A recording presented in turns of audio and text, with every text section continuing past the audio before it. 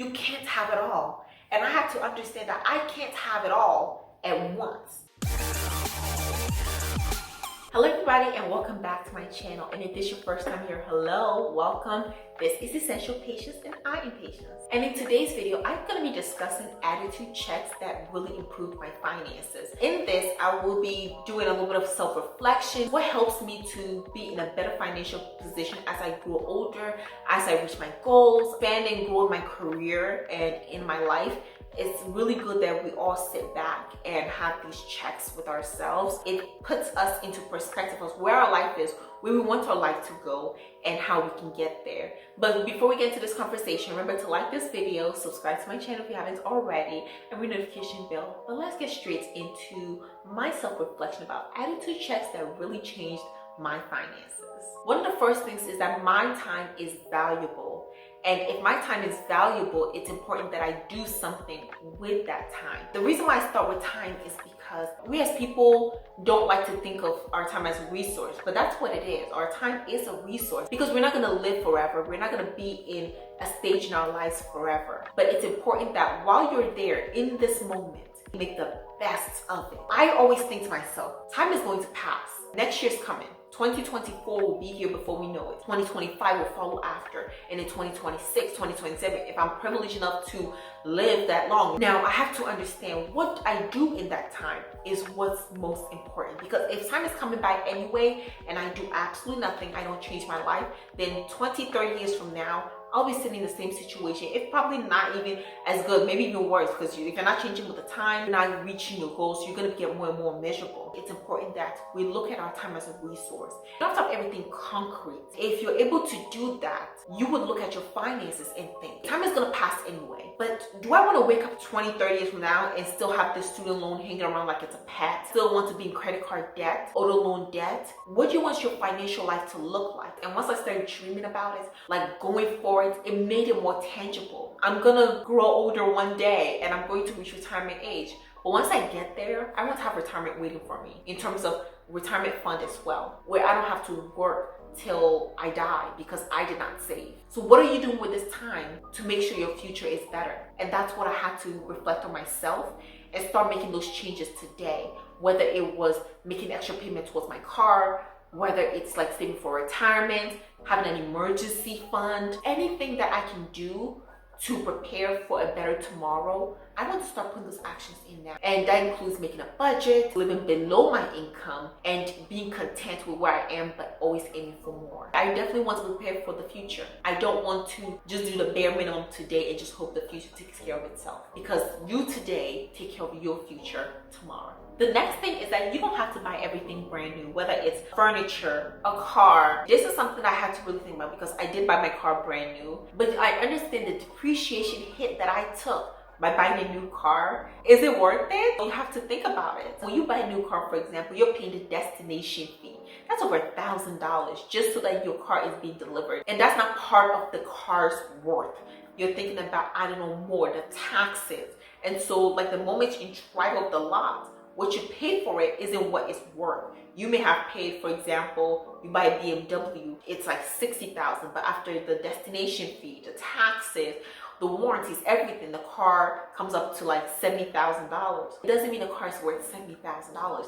It means the car is still worth $60,000. If you drive it up, the worth of the car just takes a hit. So if you needed to sell the car the next day, you're not getting what you paid for. You are going to take a loss on it.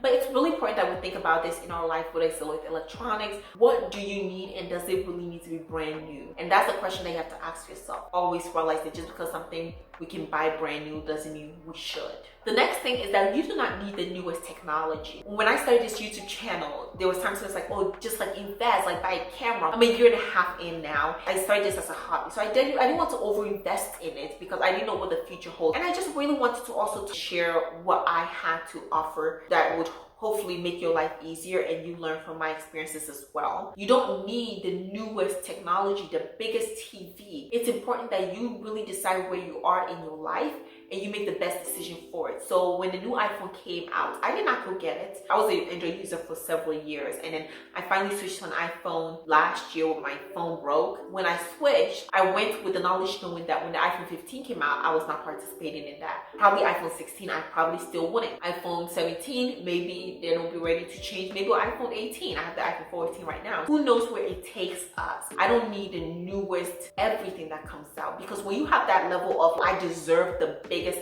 and the best life has to offer, but you don't have the money to match it, you get to this dangerous zone when you start falling into a lot of debt.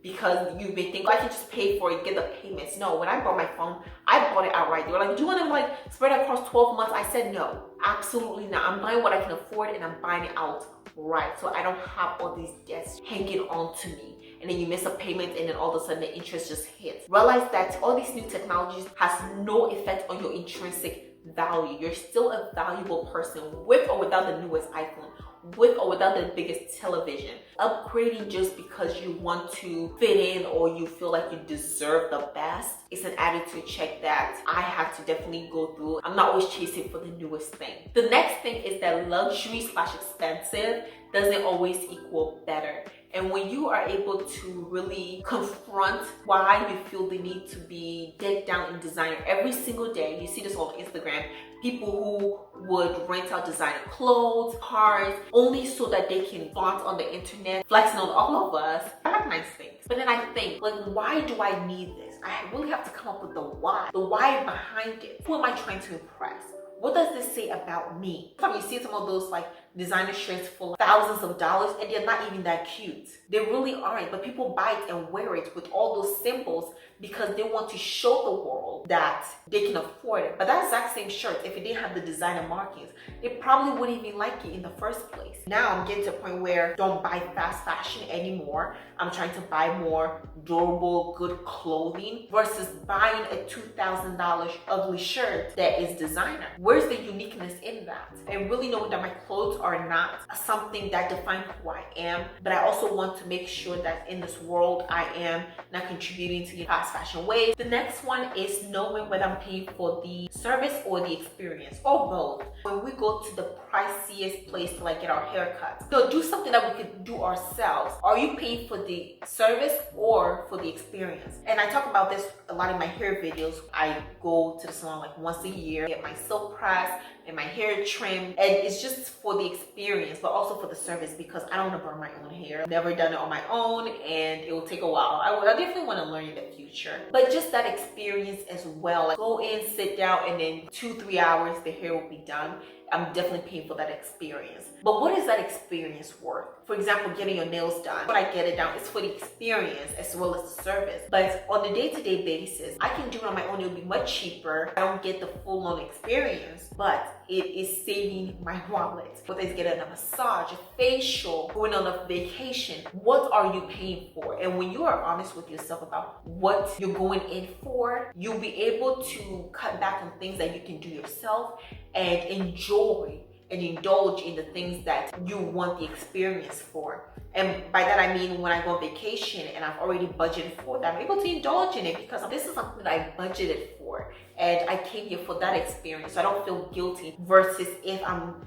going to a hair salon to go get a haircut at an overpriced shop, $300-400, where I could have gotten it much cheaper for like half the price elsewhere. Or even if I could have done the hairstyle myself, what am I really paying for? And when you have those checks in your life, it allows you to understand your finances, but also who you are as a person. And the next one is that materialism doesn't equal happiness. Being able to be grateful for the things that you have, expressing gratitude for where you are in your life and the things that you've been able to achieve. I made a video a few months ago on minimalism and why I'm drawn towards minimalism. And part of it is protecting my space, my energy, not being a hoarder, not filling my life up with things for happiness, but rather finding happiness beyond materialistic things, finding happiness in God, friends, and family, most importantly in myself. Look beyond material things to make us happy, because material things don't last forever, but it's not even just that, they're also very expensive. There is no joy in that. Finding joy within yourself, finding joy that is not materialistic. If you are always looking for the next best thing to make you happy, happy, you're gonna be caught up in a cycle where you're often gonna be broke, you're often going to be overspending, and you're always going to be looking for something else to make you happy instead of just being happy with what you have and in what you have and in who you are. And the next thing is to buy it nice or to buy it twice. I definitely learned this because I've been cheap on some things, but today I always know that I need to buy for quality and not just for cheapness, because you can save money now, but then you have to go back and pay for it all over again because that cheap mess wasn't gonna work anyway or wasn't gonna last. Now there are some times when you buy the cheap thing just to last you enough till you get the money to buy the real deal. Putting my money into things that are of quality. That's why I like minimalism, because when you buy less things, often you can buy a better quality of the real deal versus buying cheap. Cheap adds up. But you buy enough things that are $5, but you know that you've spent like over $100. You buy it nice because otherwise you will buy it twice. The next thing is that knowing it is okay to wait to experience certain things. Different experiences we all have and different experiences we all want and dream of. But let's say you want to go on vacation. You look at people who are always doing these travel blogs and you hope and you wish, and that's like your dream, to travel around the world and experience and learn new things. That's good. But it's also okay to wait till you are financially prepared to do so.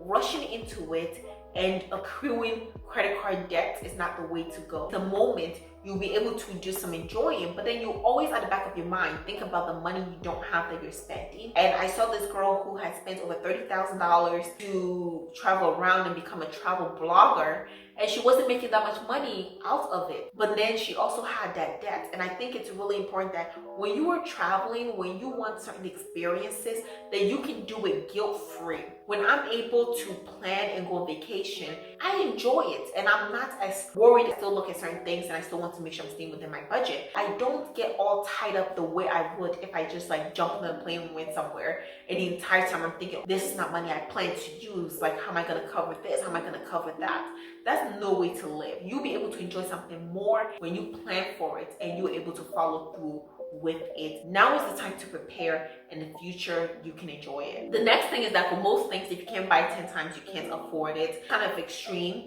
way of thinking, but it really is helpful for me to know that, okay, if I can buy this phone 10 times without going broke, I really can't afford it. If I can't buy this couch 10 times without going broke, I can't afford it. And of course, that doesn't work with everything. Most people can't buy their house 10 times. Most people can't buy their car 10 times. But for everyday things, I think it's a good way to employ that. A new mindset of thinking. Now, it's not a way to get you down or to make you feel broke or undeserving, but it's a mentality that it's really helped me evaluate when it comes to buying technology, shoes, clothes. Am I putting my money in the best place possible? If I could buy 10 times, would I do it? If you can't do it, then you want to start evaluating why. Why are you in that predicament? And can the money be spent elsewhere? When we spend money on things, we end up regretting it in the future. And I think sometimes we're able to think, I wanted to buy 10 times, can I do it? It's just a good way of thinking that could really take us farther in the future.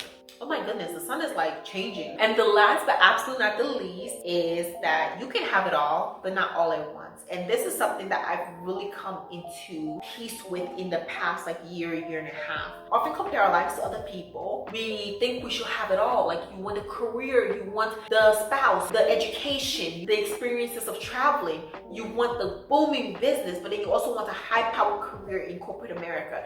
You can't have it all. And I had to understand that I can't have it all at once. The accumulation of my life, I can maybe have it all in total, like all those experiences, but having it all at once is very stressful. And you probably don't want it all at once. I was really determined to especially start my master's degree now because I don't want to be going to get my master's while I'm having a kid. I want to make sure I finish my education, because the thought about going to school, working full-time, and having children is so stressful. Like, I'm already kind of stressed in my life right now with just school, education, YouTube, church work. What time do I have now to sacrifice to get my education done versus going on vacation? So I'm not going to take a vacation in between school time. I'm going through this process. I'm giving it my all to try to be the best in that and to save the other experiences for another time in my future. The average person now is living like 70 years. So we have a lot of time for new experiences and for different experiences. And I don't think it's worth it to rush into something and to try to have it all at once. You're not gonna have it all, most likely, but you're definitely not gonna have it all at once because it takes a lot. And you probably don't want it all at once. And that's what I figured out. I really don't want it all at once because it's difficult. Reflecting and thinking, maybe I can't have it all, but not all at once. And I've come in tune with that and I've accepted that. And so when I'm living my life now, I'm living it to the best of the ability that I have now versus trying to just get everything and to do everything all at once. And I'm okay with that.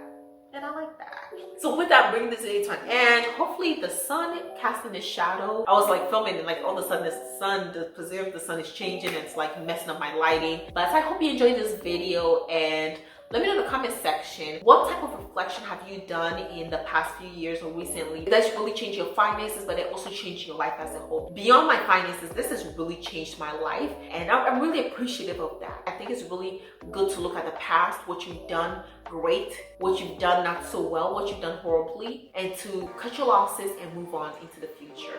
So with that, bringing this video to an end. Thank you so much. Like, comment, subscribe to my channel if you haven't already, and share this video with somebody you think is helpful. Thank you so much, and I'll see you in the next one.